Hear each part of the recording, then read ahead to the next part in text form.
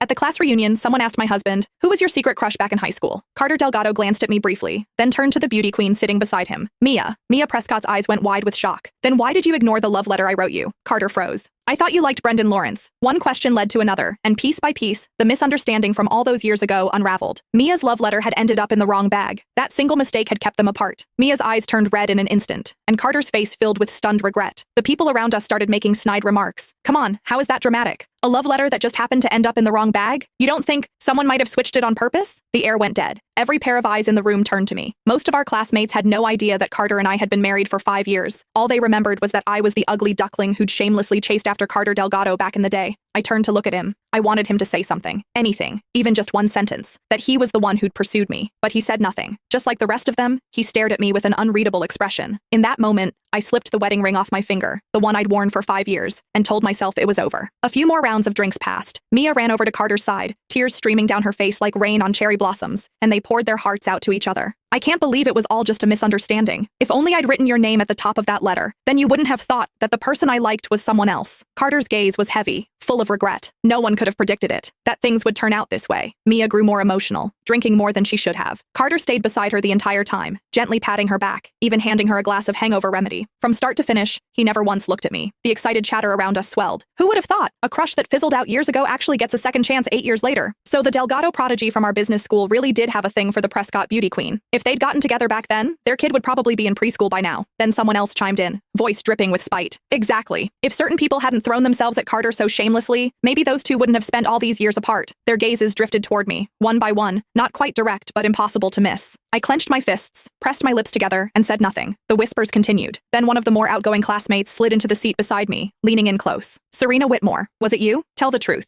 Did you swap the love letter on purpose so those two would miss their chance?" My expression turned cold. I was about to say it wasn't me, but the crowd erupted before I could speak. I'd bet money on it. Everyone used to say Carter and Mia were the golden couple. They were obviously into each other. The only one who didn't get the memo was Serena, pining away, staring at Carter every chance she got. We all saw it. The second evening study hall ended. She'd drag him out to the track field. Who knows what other stunts she pulled? Swapping a love letter? That's nothing for someone like her. Obviously she did it. Do we even need to ask? None of them knew that Carter and I were together. 8 years as a couple. 5 years as husband and wife. They only remembered that I used to hang around Carter a lot. They assumed I was the one chasing him. A lovesick nobody reaching for someone out of her league, desperate to land the golden boy. But they didn't know the truth. From the very beginning, Carter was the one who pursued me. He was reserved by nature, never one for public displays. He'd never once posted about us on social media. Every step forward in our relationship had been his initiative, his doing. Yet somehow, he always came out looking like the innocent party. He was the prodigy of the business school, turning heads wherever he went, impossible to ignore. And me? In everyone's eyes, I was never good enough for him. But that was no reason for me to be mocked, to be humiliated. I